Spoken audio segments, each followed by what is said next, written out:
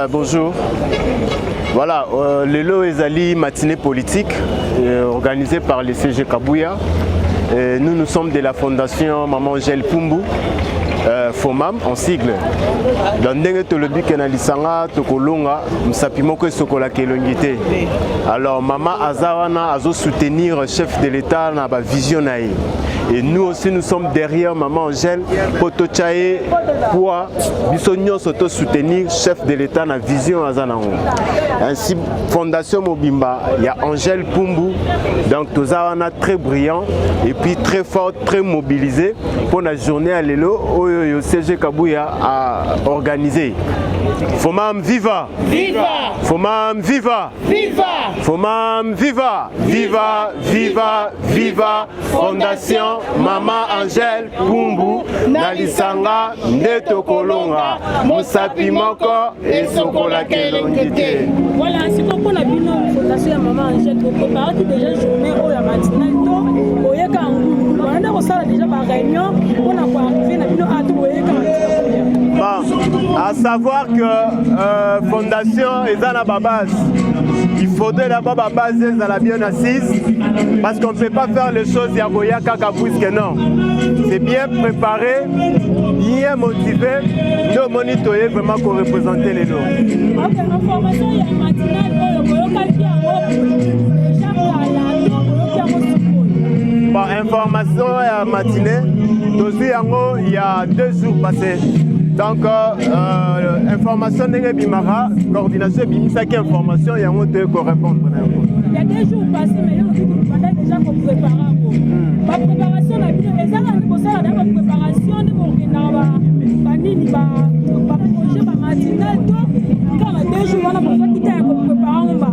cela veut dire quoi? Nous, on se prépare. Donc, tous les appel au coup de fil, non. On se prépare en conséquence de tout. Si le CG nous appelle, venez le soir, on vient. S'il appelle, venez à 12h, Togoya 12h. Donc, c'est-à-dire que nous, on se préparera en tout et pour tout. Donc, nous allons après, ceux qui va bengi, on vient, on répond. Voilà.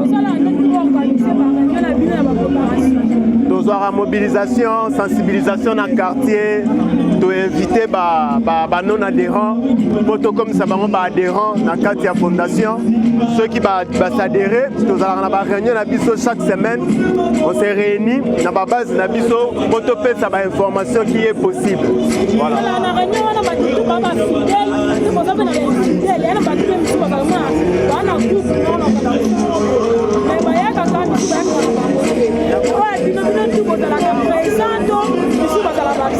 Vraiment, talaga ndenge toza mobilisé.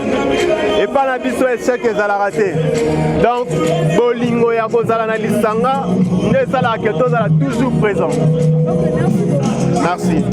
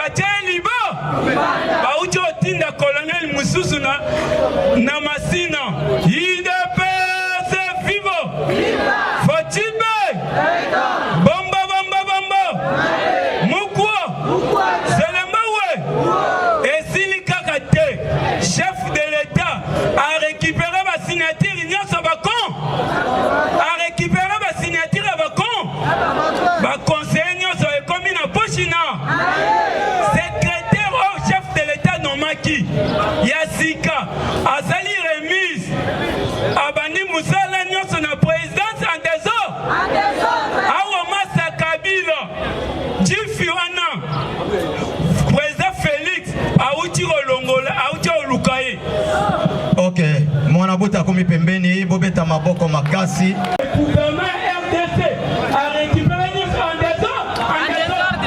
Awa Olive Alela Tesanie. Awa Pema Kamuya Bandaku. Tala mingi te. Bokomona batebele bakopike ba crise makasi. Bazo récupérer Olive déjà. Bazui ambassadeur. La Turquie. Nako babotola. Ba récupérer Olive Lobo. Neni bobandi makambo ba yebiso. Zelo obomona te. Awa.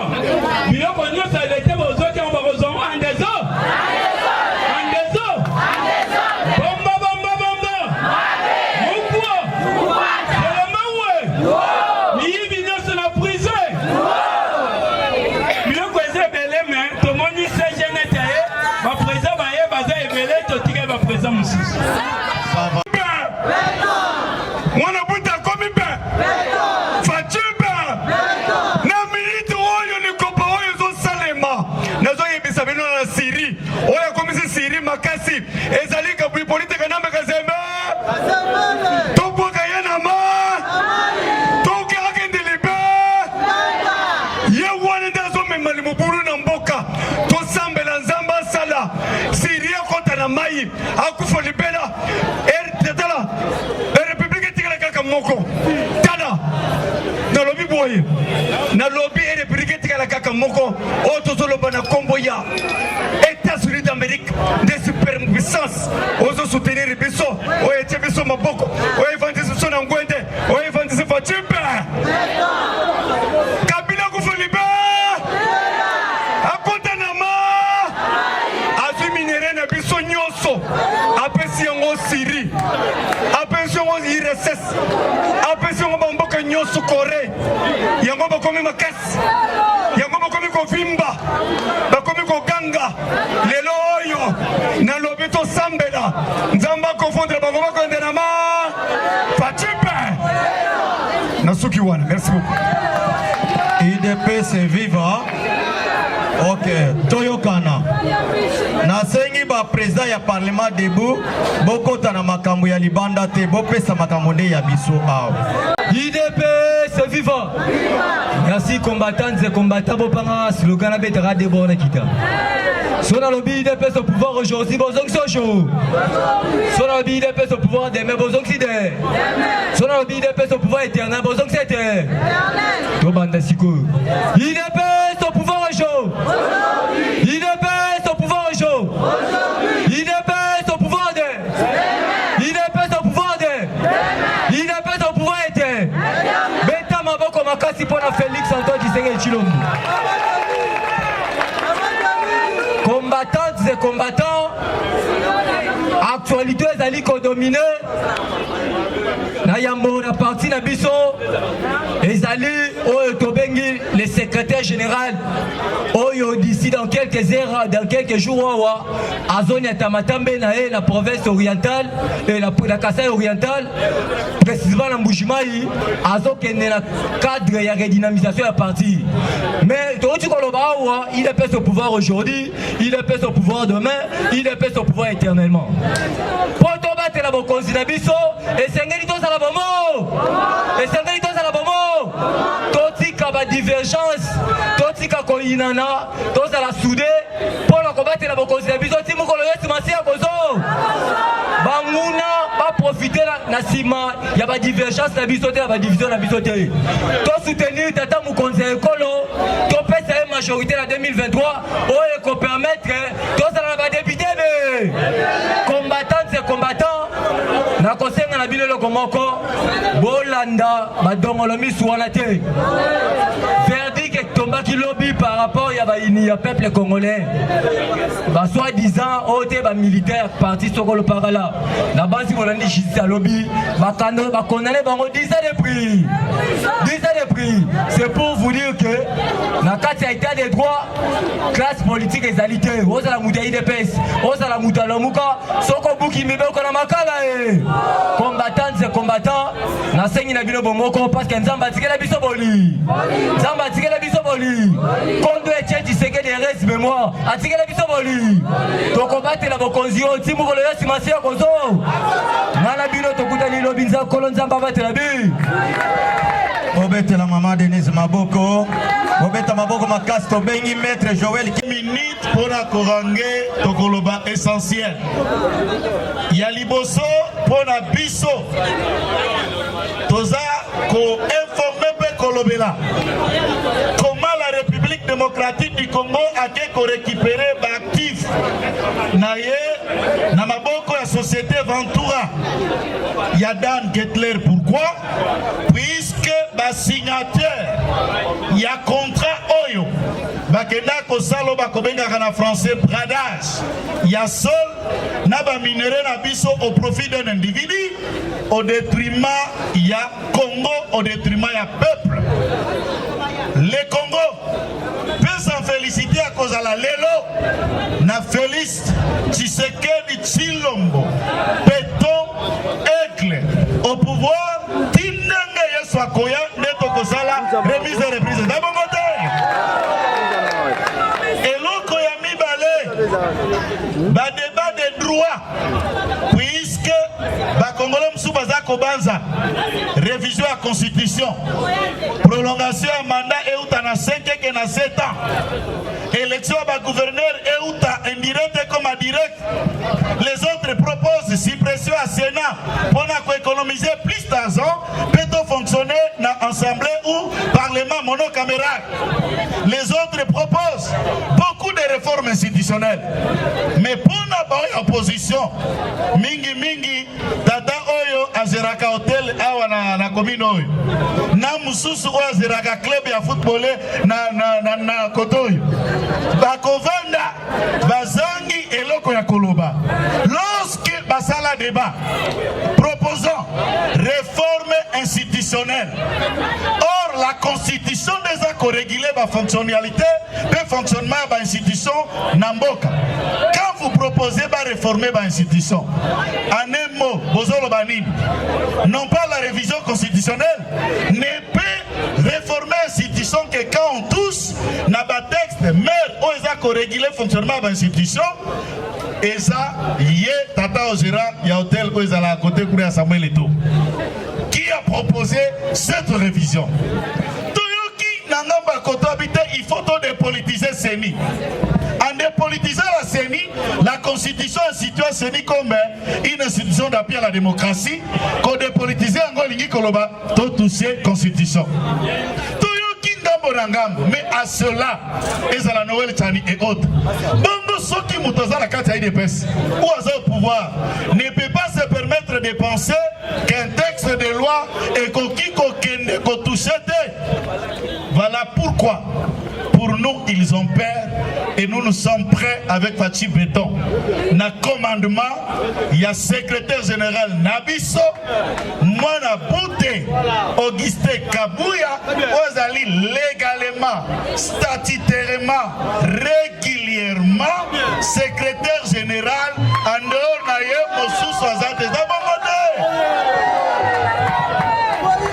Bobetela maître Joël, aza maître avocat na biso bobetela ye maboko na bengi ezali kaka baye mokonzi ya mboka afréquentaki to ezali nini balobi il y a aussi des chefs de l'État lokola oyo ya Gambie baye na RDC pona kosenga bapesa bango mayele bapesa bango donc sagesse lolenge nini bango pe bakoki kokamba mboka na bango yango wana soki olandeli babilokos o azosala eloko te o boye na boye moto oyo azosala eloko te tina baprésident ya kala bazoya na RDC po baconsulte ye ke batuna ye comment dans ce contexte très difficile tu as réussi ya stabiliser la monnaie tu as réussi ya kolonga coronavirus et tu as réussi ya kolonga état de siège pipa yozali péter la Fachi Béton maboko parce que mon conseiller a poyé totikala jamais kozoyer le président le plus sage de l'Afrique UDPS viva. Je ne saurais pas monopoliser la parole. Ici Maloba. Wana. Merci beaucoup. Nadenga Bolandi Biso na Bokebi. Bobete la président Paulin Maboko. Tobe. viva ya Fachibe. Tombola loboko kangaba.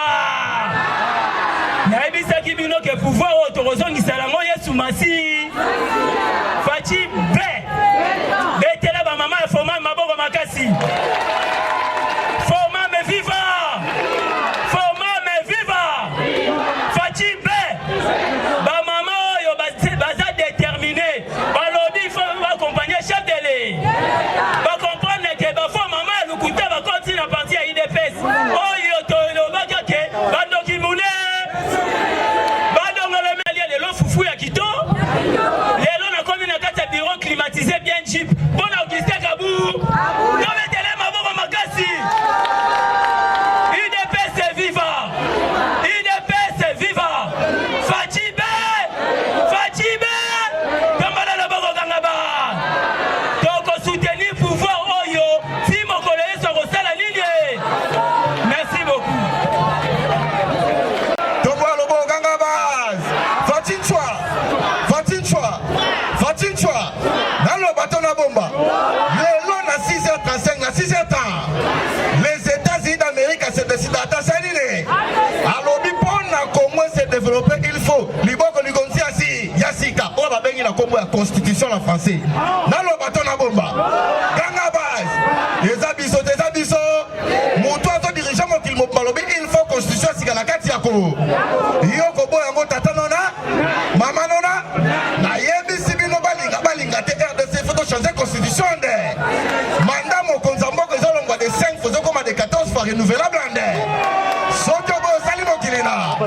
Nalo bato na bomba. Botama lo ganga base. Elumbelu. Nalo bato na bomba. Ganga base. Est-ce que mon ndongo ezala beta biloko ganga base. Mon ndongo ezate. Na lingina passe formation 12h35 minutes yalelo. Nalo bato na bomba. Le chef de l'État se décide au biba MONUSCO kende ande. Nalo bato na bomba. IDPS viva. Hippolyte Kanambe o kasalaka ba corps noir. O ngana mo eto yeba. Aso est tekela ngo Paul Kaga. Mais mo konzambo ka lokola ya lobi to récupérer yango ande. Yango na biso mo konzambo ka bisi 14 jours MONUSCO so ande. Ba militaire na biso bango ba sécuriser est boyo to boyete. IDPS viva. Fachibe. Na lingina personne formation cher combattant na bisi obo les États-Unis d'Amérique na autant ba se décider pour la sortie politique. Canada politique. IDPS viva. Na lo batona bomba. On appelle ces formations sur pour la moli pasta linga katanga boyo to boyete. Na bomba tona loba. Pasta lobi na bomba. Na bomba tona loba.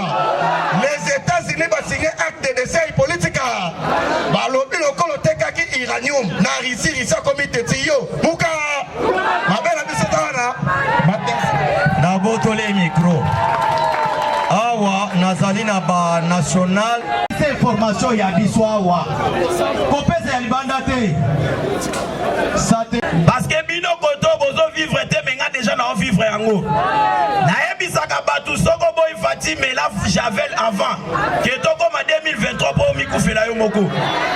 Kala mingi te bazo ya kosala inauguration ya Pepsi na kata komina Maluku. Kala mingi te société ya gaz na kata komina Maluku. Okapi oyo azosala ba téléphone déjà ko s'installer ndetro lo baboy. Karo société ya bakaro déjà na komini ya Maluku. C'est que Fati azawana pona kovanda libera na libe. Na ebisaka batu soko lingo vivre makambo Félix azosala kitana komini ya Maluku.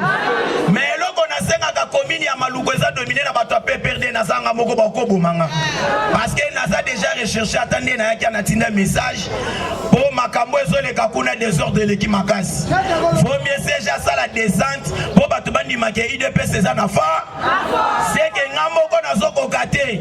Mais komini ya Maluku eza komini ezotombola déjà RDC mobile. Ma société c'est belé son na lobina tanga butu kokota merci na CP na bino. Chango Fachibe okokoma mutuka na yo na couleur te mais okomi Fachibe chaque mutuka eza personnel eza ya nani Fachibe so comité ozali na mo congolais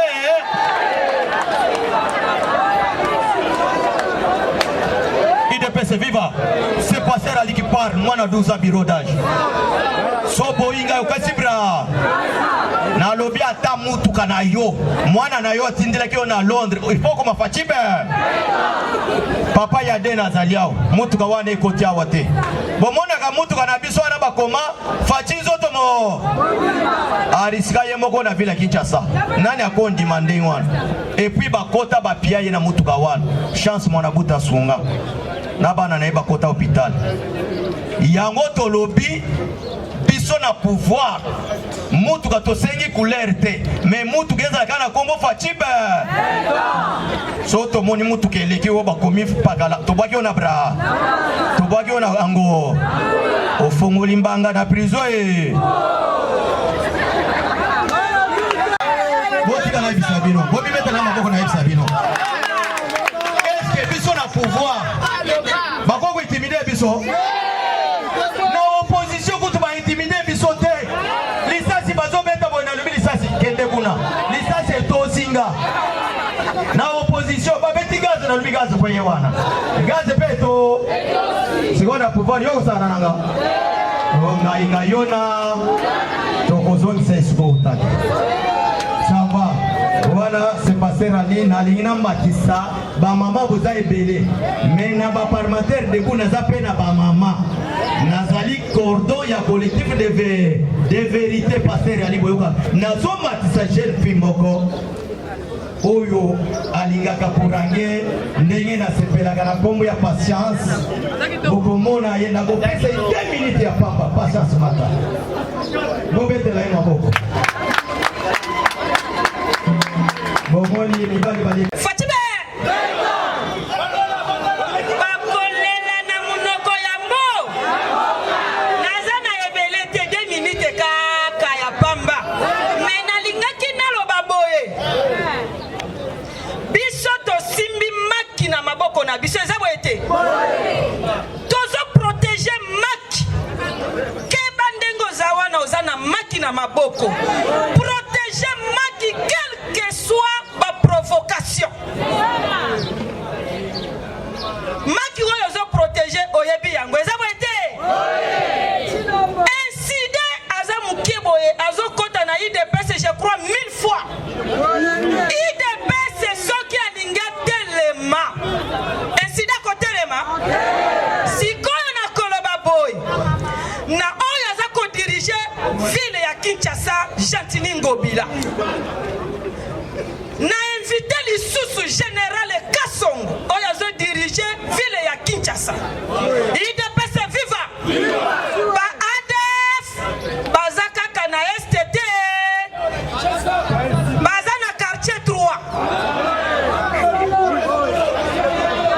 tokosilisa bitumba ya STT aussi longtemps que na quartier 3 na ville ya Kinshasa ba ADF baza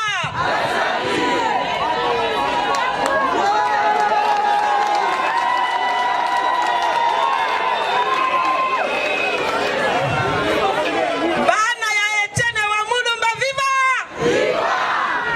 to mettre bango en garde biso quel que soit ba provocation to kotika ba maki to memi te to ako protéger yango bomoni biloko nyonso baza kosala eza kolela ya munoko yambo me fayuluke oyebi tango biso IDPS tozwi pouvoir batu bakufaki eloko nalobi IDPS viva toza bakongole de perede tolingana lelo eza ngai na odirige lobi ekozala yo lobi kuna ekozala mutu musu tokokufela ni na suki wana IDPS viva na yebisa bino eloko eleki bino bolobi ya continue mais atosi modérateur mwana botosi national Barut national Nyati national Kalenga musala bozosala kitoko yango oyo bakonzi nyonso boyomibiza maboko namoni na excellence junior mata na kati na biso na sepeli maka Marc César Journée de la femme. IDPS vivant. Il y a 5 jours, on va à son anniversaire, secrétaire général. Azo Kende Mbouchimaï. yango tosengi unité toboyi diabo boye te yo moto ozwa ya kindoki na UDPS mpo oyo ya diabo yeba diabo eza awa te boye te. Numéro 1 ya parti présidentiel c'est le secrétaire général Augustin Ka UDPS vivant UDPS vivant bamama oyo bapesaki bango mbongo mpo baloba mabe mpo na secrétaire général ya Mbujimayi yango Mbujimayi Serge azokita kuna samedi mpo asolola na bango aboyi division alakisa bango gouverneur na bango boye te. UDPS vivant yango tosengi unité na UDPS to conserver pouvoir ya Fachibe babeti député national na biso moko na niveau ya Tchangu epa bato ya Faulu dossier wana eza parquet ya Njili mais naza oyo bate mokonzi secrétaire général nde moto akoyebisa biso yango UDPS vivant yango ya mingi eza te nasengi coordinateur adjoint Mandela oyo atondisa bape ya Kabamba Bokasa boyebi ye nde moto akoya koyebisa be masoto. UDPS vivant ke bano oza président modélateur azaka moko bazala mibale te nabengi président Mandela Matao oloba modélateur azaka moko bazala mibale te ke bano. Ok, président Mandela ye wana 2 minutes. UDPS viva Eche Tshisekedi wa Mulumba viva Félix Antoine Tshisekedi Tshilombo viva ezalaka viva 3 fois eza boyete UDPS viva Eche Tshisekedi wa Mulumba viva Félix Antoine Tshisekedi Tshilombo viva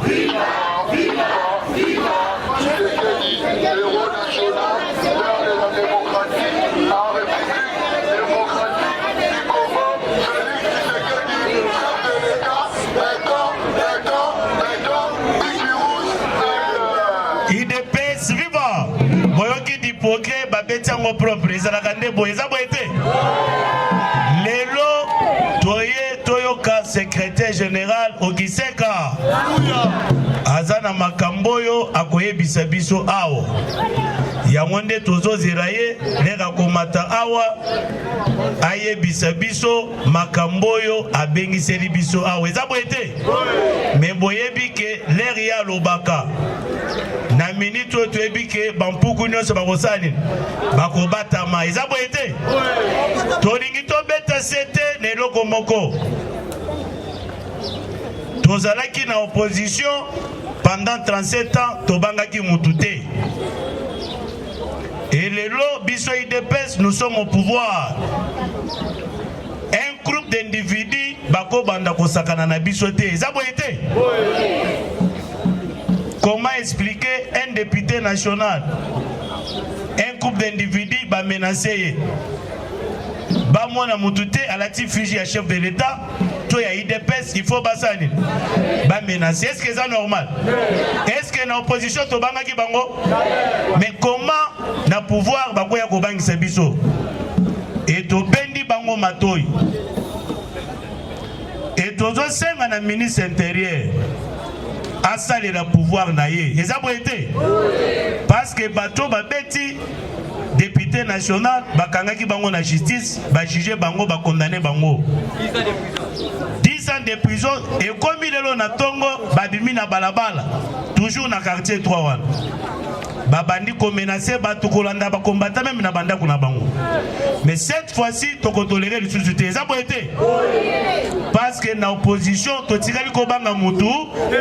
d'ailleurs, nous les parlementaires debout, tous avons se mobiliser.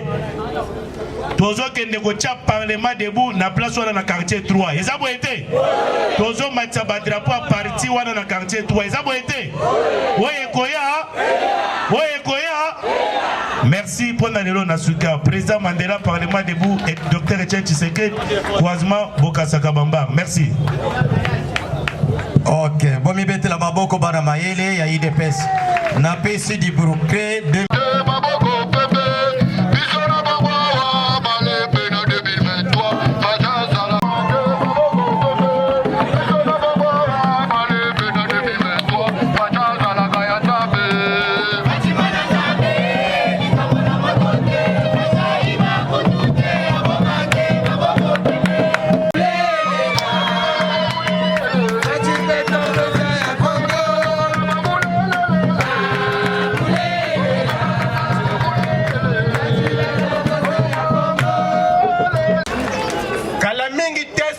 bitumba ya Ukraine à cause ya diplomatie agissante ya chef de l'État Félix Antoine Tshisekedi bolinga ki bo vivre pape na République démocratique du Congo.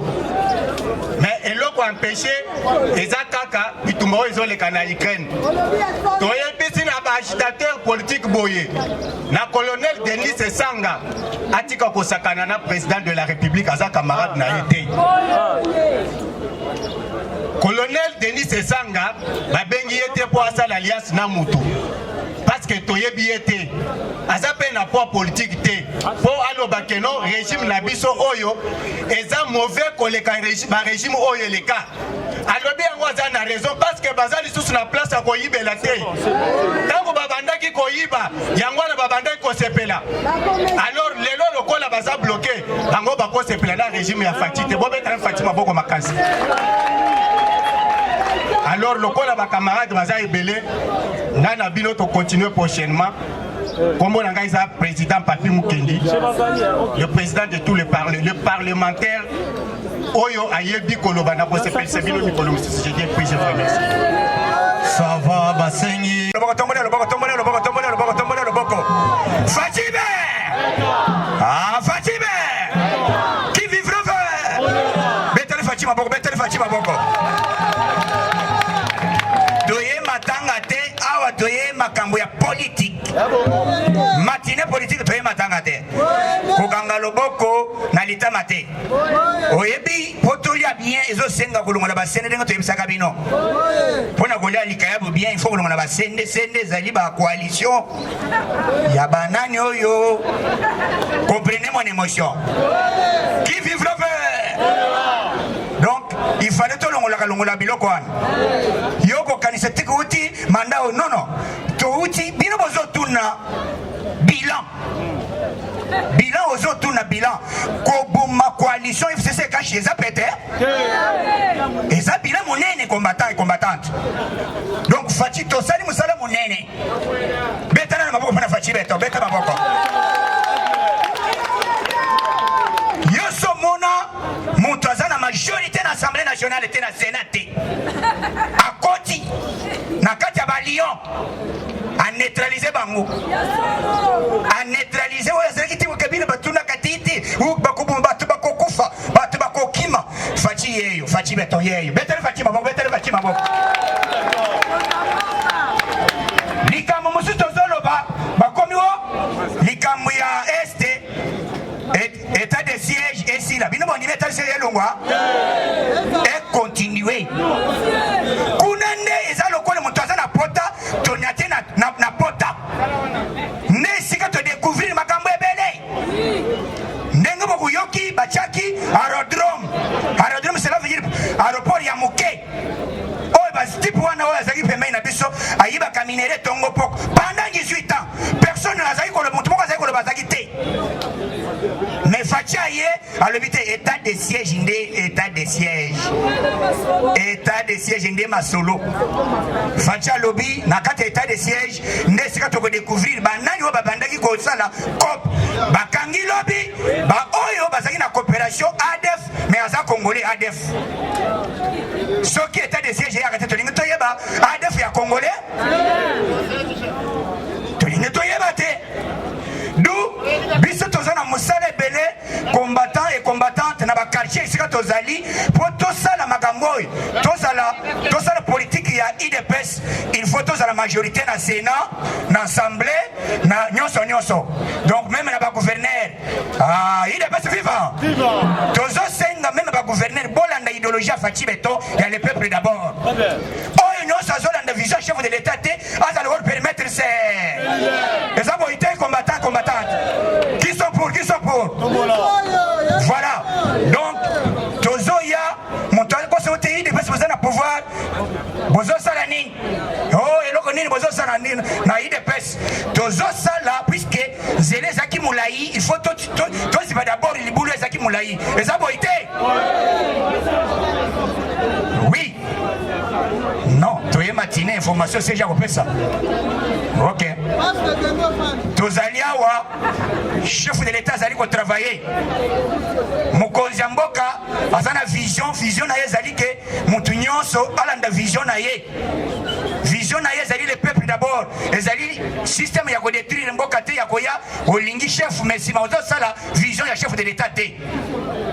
Voilà. Donc mokonzi makambo ko sala na mboka na biso ezali ebele. Mutu oyo asali ke démocratie, diplomatie sur le plan national qu'international, RDC côté sur scène politique et zafatinani.